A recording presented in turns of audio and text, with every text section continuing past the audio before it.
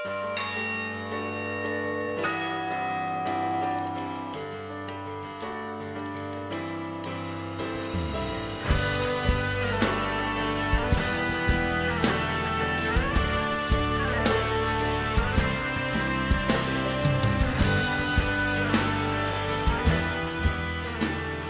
vriende, is 'n voorreg vir my om hierdie preek op te neem of vir julle deur te gee.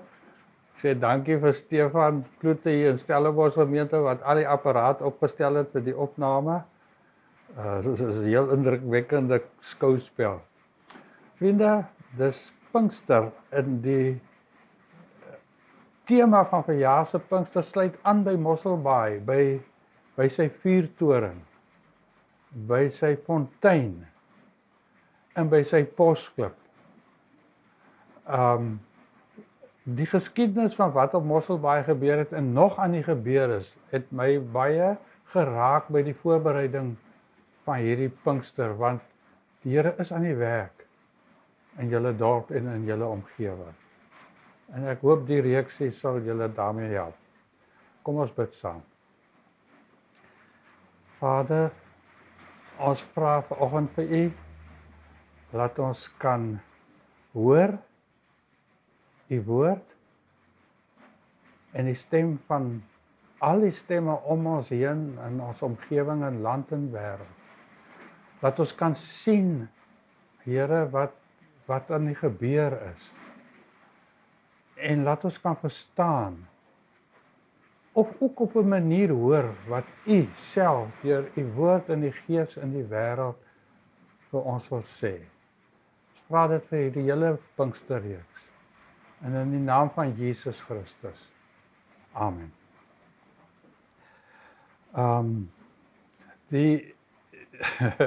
As 'n mens nou 'n Pinksterreeks begin met Nehemia 1, dan dink jy nou maar waar kom dit vandaan? Nehemia en Pinkster.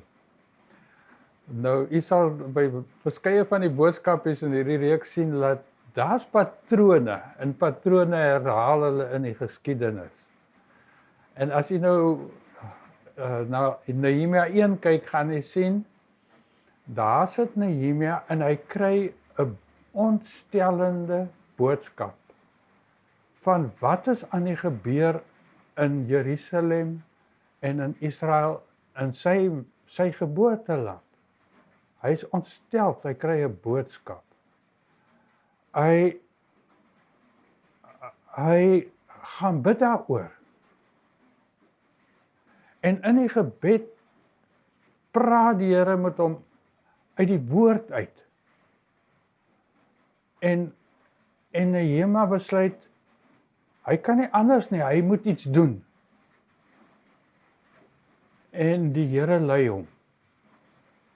Nou in Pinkstertyd was die gemeente, die kerk se mense, hulle het baie swaar gekry, want Jesus is gekruisig. Hy was dan hier, dan daar, en hy gaan nou opvaar hemel toe, en dit moes natuurlik vir hulle gevoel dat hy gaan weg. En dan het Pinkster gebeur, en hulle het besef, hulle moet nou iets doen in hierdie wêreld. Na aanleiding van wat die woord wat Jesus vir hulle gesê het. So die lyne tussen Nehemia en Pinkster is nou 500 jaar uitmekaar uit, maar die beginsels is dieselfde. So ek lees nou vir julle van Nehemia 1. Dis die woorde van Nehemia, die seun van Gedalia. Dit het gebeur in die maand Kislev, in die 20ste regeringsjaar, toe ek in die vestingstad Susan was. Hanani, een van my broers, het daar aangekom, hy en manne van Juda. Ek het hulle uitgevra oor die Judeërs wat ontkom het, die Judeërs wat die ballingskap oorleef het, en oor Jerusalem. Hulle sê toe vir my, die wat nog in die provinsie is en die ballingskap oorleef het, ervaar groot probleme en vernedering. Die muur van Jerusalem is afgebreek. en sy stadspoorte is met vuur verwoes. Toe ek hierdie woorde hoor, het ek gaan sit en huil. Ek het daar lank getreur. Ek het aanhou vas en voor God van die hemel gebid. Gebid. Dis die soort van gebed en stil word wat maak dat jy die Heilige Gees kan hoor. Ek het gesê, ag Here God van die hemel, groot en ontzagwekkende God, wat die verbond en trou handhaaf vir hulle wat hom liefhet en sy gebooie nakom. Laat u oor asseblief aandagtig wees en u oë oop wees om te luister na die gebed van u diensknegt wat ek dag en nag voor u bid vir die Israeliete. Hy bid. U diensknegte, die gebed waarmee ek die sondes van die Israeliete bely, wat ons teen u begaan het. Nou hierdie is 'n baie belangrike moment. Hy besef, hulle is in die gemors, is omdat hulle foute gemaak het. Hy bely dit. Ook ek en my familie het gesondig. Ons het ons uiters sleg gedra teenoor u en nie die gebooie, die vaste voorskrifte en die bepalings nagekom wat u diensknegt Moses beveel het nie. Onthou asseblief die woord wat u diensknegt Moses opgedra het. As julle ontrou is, sal ek julle verstrooi oor alle volke.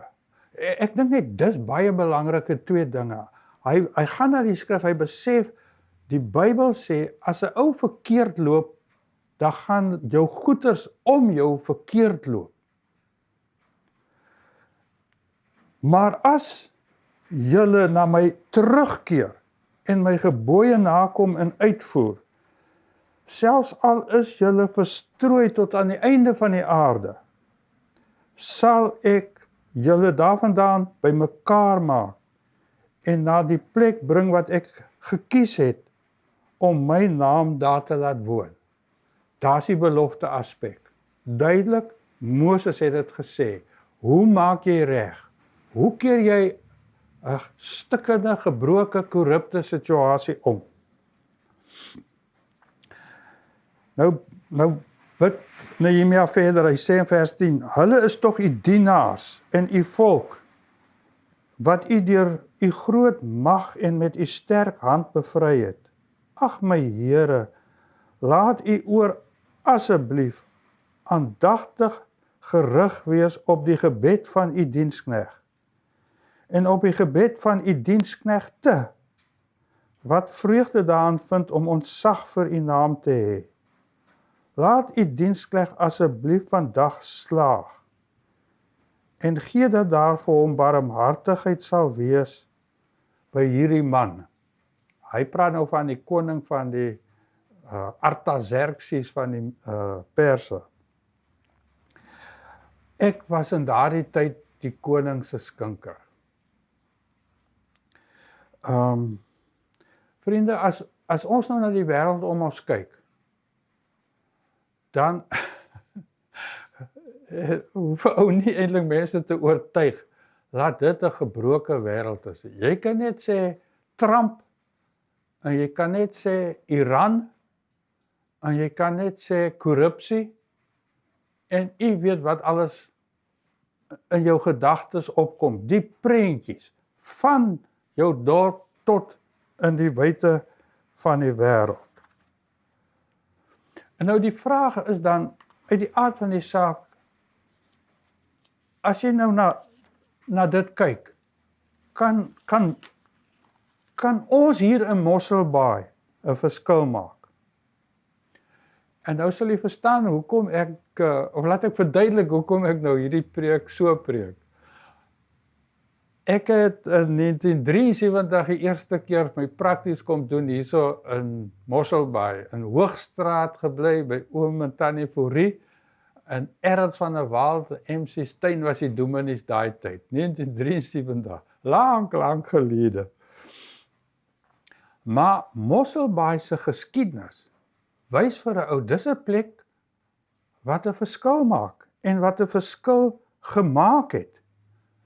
1488 het Bartholomeus Dias hier verbygevaar. Hy het om die punt gekom, hy het die waterfontein ontdek, hy het 'n posklip daar neergesit en 'n klompie jare later, toe besef die mense wat nou al hoe meer daar begin woon het, vir die veiligheid van die skepe is dit dan baie goed wees as hier 'n vuurtoring kom, maar die Kaapse owerhede dit te geld, toe bou die Mosselbaai omgewing mense self 'n vuurtoring, wat, en as ek dit nou reg gelees het, 1864 ingewy is. Kyk die drie dinge, daar's lig, daar's water, en daar's woorde, by die posklip, waar die een skip vir die ander skip boodskappe los, om te help op hulle reis. En kom ons draai dit net aan. Vir die laaste 2 jaar lees ek, is Mosselbaai se munisipaliteit die beste munisipaliteit in Suid-Afrika. Daar's 257 munisipaliteite, en met die meeste gaan dit nie goed nie, inteendeel, die meeste is erg korrup. Hoekom is Mosselbaai die beste? Ek hoop u sal deur die preek en deur die dink kan agterkom. Ek dink die boek Nehemia help vir Mosselbaai. En Nehemia het vir my baie gehelp. En ek wil nou vir u die storie agter dit vertel. In 1994, toe het Mandela president geword. Ek was daai tyd dosent in die kweekskool in gemeentebou. En na 94 kry ons studente uit Afrika, veral in die lande waar die NG Kerk nou baie sendingwerk gedoen het. En ek kry 'n klomp M-studente en later aan doktorsgraadstudente wat oor hulle gemeentes wil werk.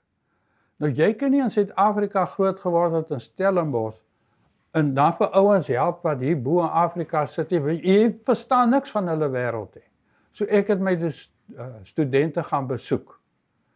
En die eerste klomp het hoofsaaklik aan die begin uit Zimbabwe gekom. En na ruk dus vra hulle vir my of ek wil kom klas gee op Morgenster nie. Nou Morgenster is hulle kweekskool, dis daar by, die ou naam was Fort Victoria, die nuwe naam is Masvingo, en dit is daarso by daai pragtige groot bouvalle, die Zimbabwe ruïnes, dis net daar langs aan. En ek gaan soontoe, en ek begin toe nou die eerste dag klas gee, maar vriende, daai studente sit daar, hulle sit so doodstil, so met dooie oë.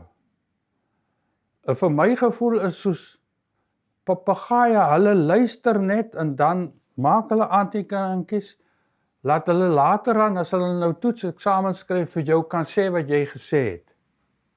Maar ek kan hulle oë sien, hulle dinkie. En dit is die klas gee vir my nie. In die aand by die huis sê ek vir die dominee by wie ek gebly het, Maries, ek sê, so jong, die klas het nie goed gegaan nie. In daai nag, toe een of ander manier sê die Here vir my, gebruik Nehemia. En die volgende dag sê ek vir die klas, ek gaan nou vir hulle Nehemia 1 lees. En ek lees haar eerste stukkie. En ek sê vir hulle, meneere, ek is nou Nehemia. Vertel nou vir my, wat gaan aan in Zimbabwe? Daar waar julle vandaan kom. Ek wil weet, Nehemia wou weet van Jerusalem en Judea en sy mense daar. Wat gaan hier by julle aan? En daai klas begin gesels. En hulle vertel vir my. En nou daarvandaan af verduidelik ek toe nou vir hulle hoe ou sistematies jou omgewing en wat daar gebeur kan analiseer. En daai klasse het aanleiding gegee tot hierdie boek wat nou oral in Afrika gebruik word, Studying Congregations in Africa. En u sal sien elke van die hoofstukke het 'n hoofstuk uit Nehemia, waar jy eers vir die ouens wys hoe dit in Nehemia se tyd gewerk. Die beginsels is nog dieselfde. Nou daai proses van luister, wat gaan aan? Wat is stikkend? En wat kan ons doen daaraan? Ons kan maar sê net dit los nie. Wat sê die Here vir ons, moet ons in 'n gebroke wêreld doen? En Nehemia het gebid daaroor. In die Pinkster wil ek dan vra, of dit is waaroor ons almal by mekaar kom, om stil te sit en te dink en te bid oor wat is gebroke en wat is ons rol. Ons moet met die koning gaan praat en vra, wat wil hy hê, wat kan ons doen? Daar's 'n beginseltjie wat ek kort na toe gaan verwys in die preke van die Pinkster, en dit is 'n skrifgedeelte uit Prediker 3, waar Prediker sê, elke ding het sy vaste tyd, elke ding in die wêreld het sy tyd. Daar's 'n tyd om gebore te word, en 'n tyd om te sterwe, 'n tyd om te plant, en 'n tyd om plante uit te trek. En dan vers 14 staan daar, ek het tot die insig gekom dat wat God doen blywend is. Jy kan daar niks byvoeg en jy kan daar niks van wegneem nie. God doen dit sodat die mens vir hom ontzag sal hê. Wat is, was reeds. Wat kom, het ook al reeds gebeur. God laat weer gebeur wat vroeër gebeur het.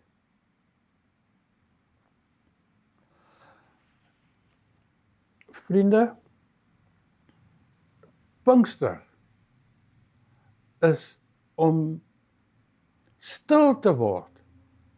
En soos wat Nehemia na Moses nou geluister het en Moses aangehaal het en gedink het oor wat se boodskappe is daar vir hom op die posklip, in die woord, die oorgelewerde woord. En hy het besef, maar die Here sê vir hom, as jy droog maak, as jy nie my gebooie in so nakom nie, dan gaan jou wêreld in mekaar val. As 'n munisipaliteit se mense steel en net vir hulle eie karre koop en potholes worry hulle nie, en al die ander goed, soos wat ons nou by 1000 oor die 200 voorbeelde in ons eie land het, dan gaan alles tot niet.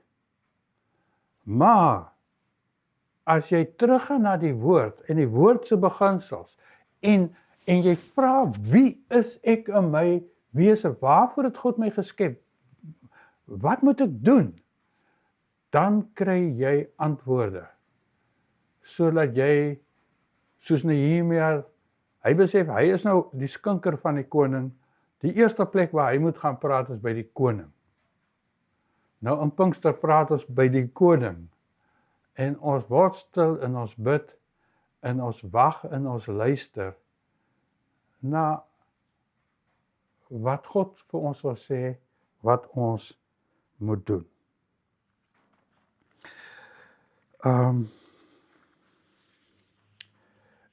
Ek wil net 'n ander lyn gee, wat u tog nou moet aandink, wat dwars deur die ander boodskappe van Pinkster 'n sleutelrol speel. En dis die eerste deel van die Bybel, Genesis 1 tot 12. Daarso sê God, Hy het die wêreld gemaak, die eerste dag. Lig. Die een boodskap gaan net daaroor. Want Johannes, die Here se geliefde apostel, het ongelooflik by daai eerste stukkie van daai eerste 4 versies van Genesis aangesluit. En dan gaan die hoofstuk so aan en dan kom dit en dis 'n ander aand se hoofboodskap dat God in Genesis 1:26 tot 31, God het die mens gemaak. En dan sê hy, hoe? En daarby gaan ons stil staan en waarvoor? En daarby gaan ons stil staan. Maar die daarvoor se kern is om na die wêreld te kyk. En dan gaan die res van Genesis aan en hy sê, hoekom het dit nie goed gewerk in die begin nie? Want Adam en Eva het verkeerd geluister en hulle wou nie na God se groot tuin kyk nie, hulle wou hulle eie tuintjie eenkant hê. En daai selfsugtigheid het geboomerang, want hulle een kind slaat die ander kind dood. Julle kan nou die hartseer storie van die eerste 11 hoofstukke van Genesis gaan lees. Maar dan in hoofstuk 12, ja, en dit eindig met die storie van Babel, wat die storie van apartheid is. En dan in hoofstuk 12 gaan roep die Here vir 'n man, Abraham. En die hart van wat hy vir hom sê, is jy moet 'n seun wees. Maar vriende, die twee dinge moet ons die Pinkster oordink. Die een is, jy kan sien, Mosselbaai in sy hele geskiedenis het kort, dan sien jy hoe Mosselbaai 'n seën is, of was, vir die groter gemeenskap. Aan die ander kant kan jy nou ook die foute sien, wat gemaak is. En daaroor is 'n mens hartseer. Maar as jy nie die foute wat gemaak is, se probleme verstaan nie, dan weet jy nie wat om te doen nie. So, ons gaan hierdie Pinkster stil staan en vir die Here vra, Here, help vir ons. Here, wys vir ons 'n manier hoe ons in ons gebroke dorp, provinsie, land, kontinent, wêreld, hoe kan ons 'n seën wees? Al begin dit klein, al begin dit net in my huis. Die Here gaan in die reeks vir ons die pad se stippeltjies wys. Amen. Dankie.